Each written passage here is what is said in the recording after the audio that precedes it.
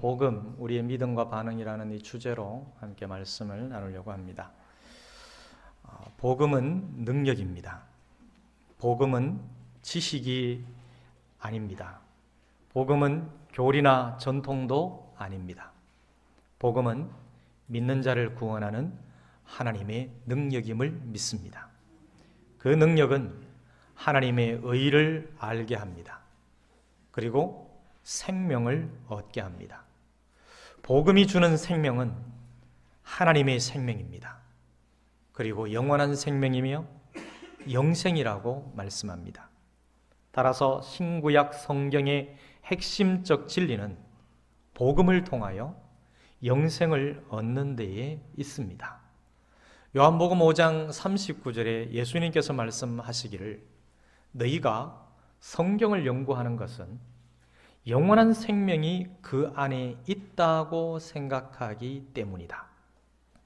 바로 그 성경은 나에 대하여 증언하고 있다.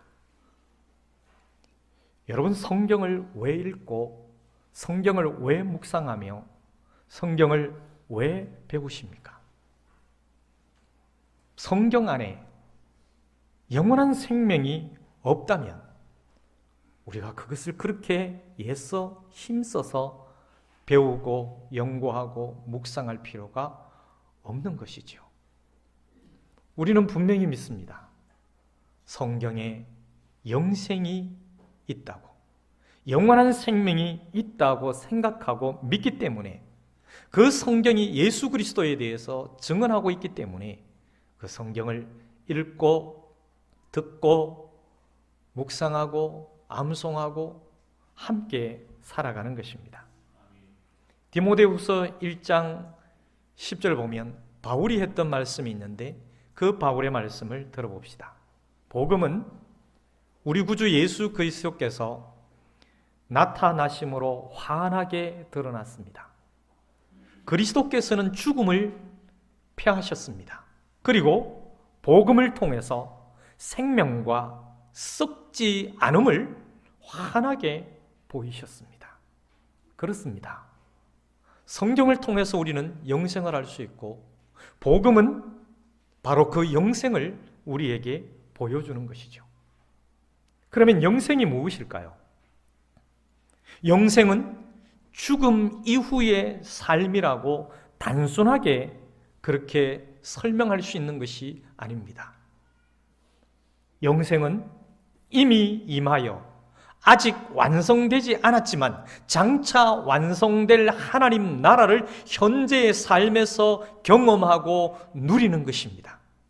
그래서 영생의 본질이 무엇이냐? 영생의 본질은 유일하신 하나님과 그분이 보내신 예수 그리스도와의 사귐이고 그것을 누려가는 것이라고 요한복음 17장 3절에서 예수님은 말씀하셨습니다.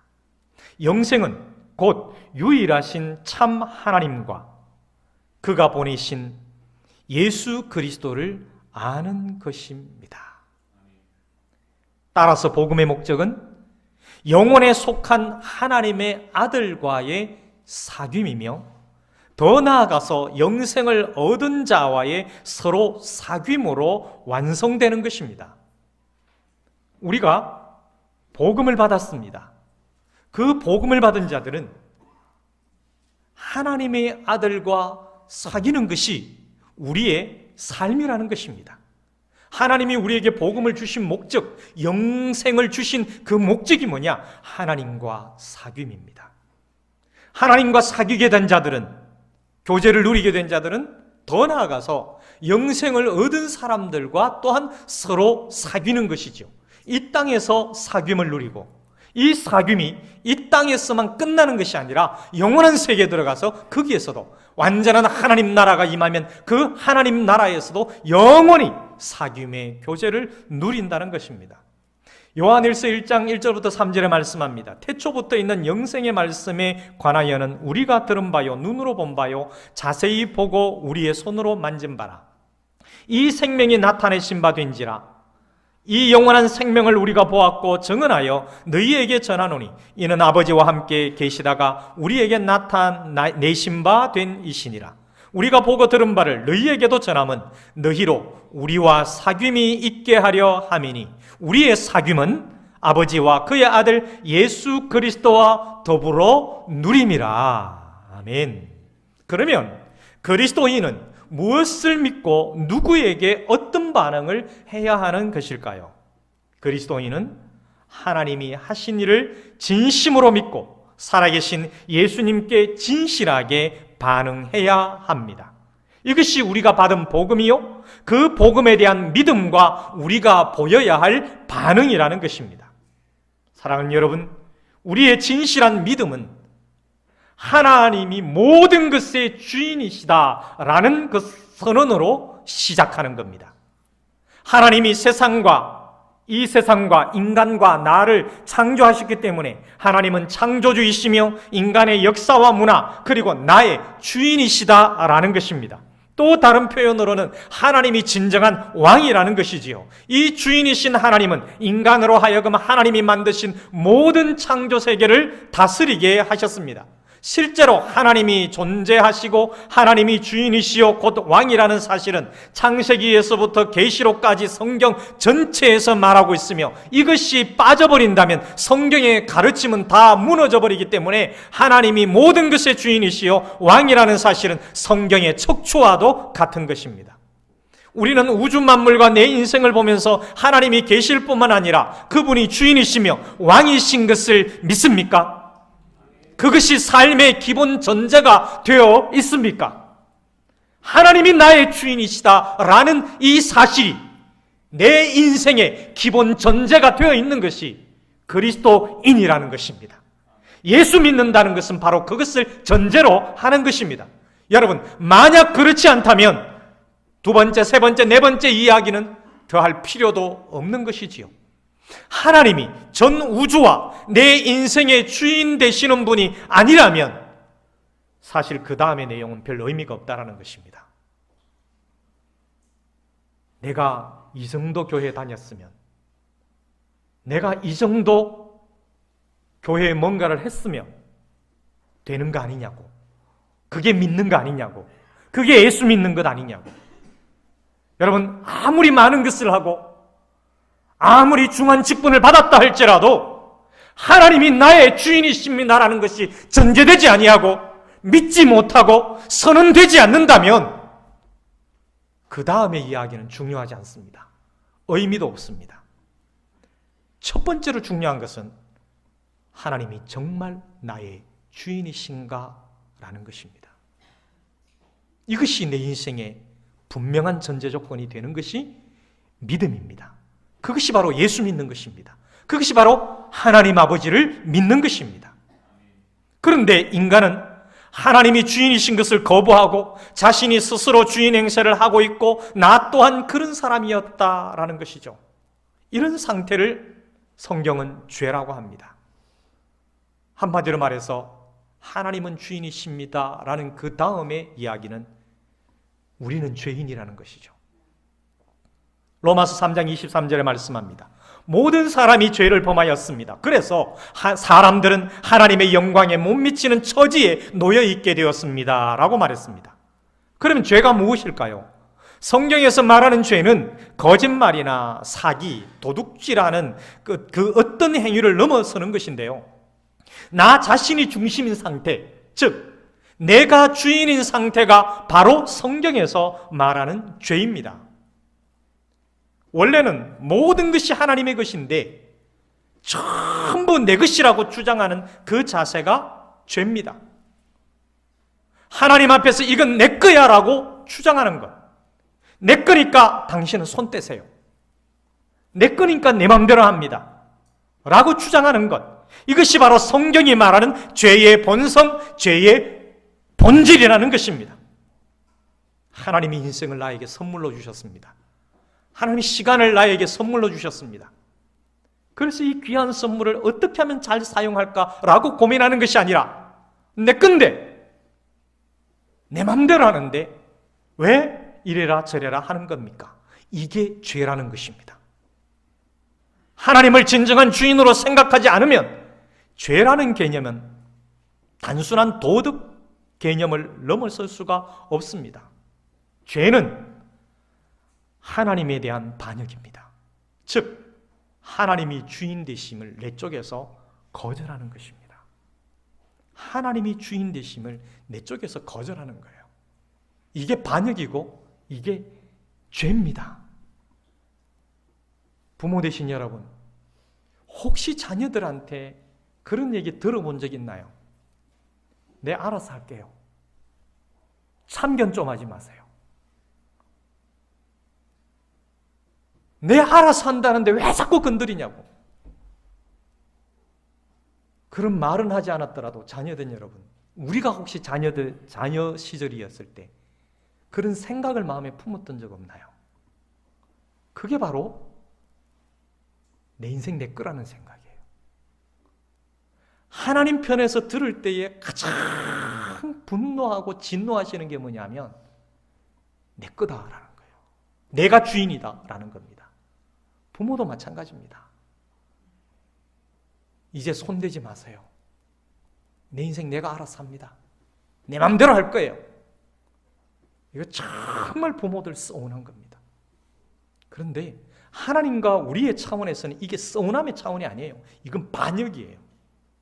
이게 죄의 본질이라는 것입니다.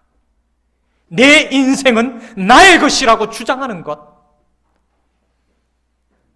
기분 나쁘면, 별로 안 좋으면 왜 나를 이 땅에 태어나게 했냐고 그러고, 자기가 좋아하는 것 마음껏 누리면 이거 내 건데 내 마음대로 하고 싶어 하고, 이게 바로 죄라는 겁니다. 도덕적으로 문제가 있는 그것을 다 뛰어넘는 것, 그것이 죄의 본성이고 본질입니다. 본질적인 죄라는 거예요. 여러분 살아가면서 무단횡단을 한 번도 안 하고 정말 이 세상에 어떤 사람에게도 서운한 그 짓을 한 번도 한 적 없더라도 내가 주인이면 그건 심각한 죄인입니다. 이런 죄의 본성을 가진 인간들은 어떻게 사느냐 하면 관계에서 서로 무엇을 주고받느냐 하면 고통을 주고받습니다. 내가 주인이니까, 내 마음대로 하니까, 내 생각대로 해야 되니까 상대방에 주는 게 뭐냐면 계속해서 고통을 줍니다. 고통을 주고 또 받는 것도 고통을 받습니다. 그리고 하나님 없이 사회를 구성해 갑니다. 그리고 발전시켜 나갑니다. 하나님의 없는 문화를 자꾸 만들어냅니다. 거기에 익숙해져 버리면 내 개인적인 인생, 내 개인적인 역사 속에도 하나님의 없는 문화가 내 삶에 덕지덕지 붙어가는 것입니다. 사람들은 늘 선한 의도를 가지고 있다고 하는데요, 자기 중심성을 극복하지 못하는 인간은 사회에 수많은 문제와 고통을 야기할 수밖에 없습니다. 주인이신 하나님을 거절했기 때문에 오는 삶의 실존적 고통이라는 겁니다. 이런 창조주에 대한 반역의 대가는 무엇이겠습니까? 죽음밖에 없다는 거죠. 그런데 하나님은 우리 각 사람을 너무나 사랑하셨기 때문에 우리가 지불해야 할 대가를 십자가에서 대신 지셨습니다. 이것이 세 번째로 중요한 진리입니다. 예수님이 나를 대신하여 십자가에서 죽으셨다는 겁니다. 나 때문에 죽은 것이 아니라 나 대신해서 죽으셨던 것입니다. 내가 처참하게 죽어야 할 그 자리에 예수님이 처참하게 죽어가는 그 자리로 가신 것이죠. 그렇게 실제로 죽으셨습니다. 나를 대신해서 내가 죽어야 할 그 자리에 예수님이 죽으셨습니다. 이 사실을 깨달은 사람들이 바로 그리스도인들입니다. 자신은 죽었고 죽을 수밖에 없는 존재라는 것을 아는 사람들이에요. 죽었기 때문에, 허물과 죄로 죽었기 때문에 죽는 길밖에는, 영원히 죽는 길밖에는 없다라는 사실을 깨달은 사람들이, 그래서 나 대신 죽어주신 그 예수 때문에 내가 살았구나라는 것을 아는 사람들이 바로 그리스도인들이라는 것입니다. 그러면 예수님이 나 대신 죄를 짊어지셨다, 나 대신 죽으셨다라는 그 사실에 대해서 감격하며 받아들일 수밖에 없는 것이죠. 때때로 그리스도인들이 구원의 감격을 누리지 못하는 이유가 뭐냐면은 자기가 죽어야 할 자리에서 예수님이 죽으셨다는 사실을 깊이 성찰하지 못하기 때문입니다. 그냥 하나님이 나를 사랑하신다고 생각한다. 딱 거기까지입니다. 그 정도예요. 하나님이 나를 사랑하셔. 그러면 힘들고 어려운 일이 닥치면 더 이상 감격을 하지 못합니다. 신앙생활에 감격이 없습니다. 그러나 내가 이전의 상태가 어떤 존재였는지 그것을 깨닫게 된다면 허물과 죄로 죽었고 영원히 죽을 수밖에 없는 그 길 이외에는 없는 존재였다는 사실을 깨달은 사람들, 나 대신 죽어주신 예수 그리스도로 말미암아 내가 새 생명을 얻었다는 사실을 깨달은 사람들만이 누릴 수 있는 감격이 바로 그리스도인들의 감격이라는 것이죠. 여러분, 죄의 개념과 그 죄에 따르는 심판의 개념이 분명하면 하나님은 나를 사랑하신다. 딱 그 정도에서 멈추어서서 살아갈 수가 없습니다. 내가 어떻게 살아났느냐? 내가 어떤 존재이냐? 내 생명이 어떻게 얻은 생명인지를 정말 깨닫는다면 그냥 살 수가 없습니다. 여러분, 자녀들이 부모의 그 은혜와 나를 낳을 때의 그 고통과 수고를, 기를 때의 그 수고를 깨달아버리면 효도하지 마라 그래도 효도합니다. 효도하라고 말할 필요가 없습니다. 그래서 내 생명이 어떻게 생겼고 내가 어떻게 살아왔고 내가 무엇 때문에 살고 있고 이 인생의 가치를 깨달아버리면 감격의 삶을 살 수밖에 없다라는 것이죠. 예수님의 십자가 죽음으로 나타난 하나님의 사랑을 받아들이고 예수님을 나의 삶의 주인으로 영접하면 하나님의 자녀가 될 수 있는 것입니다. 하나님의 자녀가 되려면 어떤 선행이 필요한 것이 아닙니다. 단 한 가지가 필요합니다. 딱 단 한 가지. 단 한 가지. 우리 각자를 위해서 돌아가신, 죽으신 그 예수님을 내 삶의 주인으로 받아들이면 되는 것입니다. 다른 게 필요한 게 아닙니다. 그래도 예수 적어도 한 10년 이상은 믿어야 하나님의 자녀가 될 수 있는 게 아니냐. 그래야 예수 믿는다라고 말할 수 있지 않느냐. 그게 아니라는 거예요.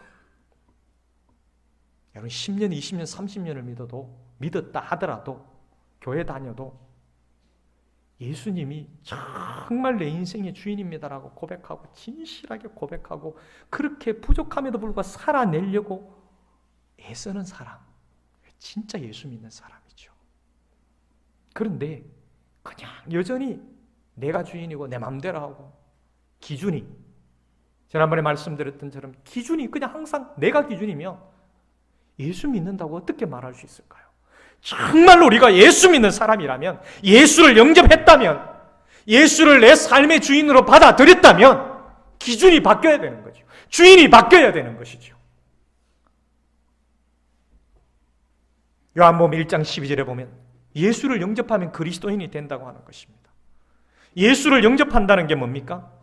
내가 죽을 목숨인데 당신이 생명을 걸고 나를 살려주셨으니 이제부터는 제가 당신의 종이 되겠습니다. 이제부터는 당신을 따라다니면서 내 생명을 살려주신 그 은혜에 보답하며 살겠습니다. 라고 하는 것이 예수 그리스도를 영접하는 것의 의미예요. 근데 예수님 내 마음속에 오십시오. 그냥 내 삶의 주인입니다. 그냥 입으로 단순하게 말하는 그 이상입니다. 실제적으로 내 삶 속에서 그분을 주인으로 섬기고 모시고 살아가야 되는 거죠. 그렇게 따라 살아가야 되는 거예요. 그래서 우리 그리스도인들에게 최고의 마지막 목표가 뭡니까?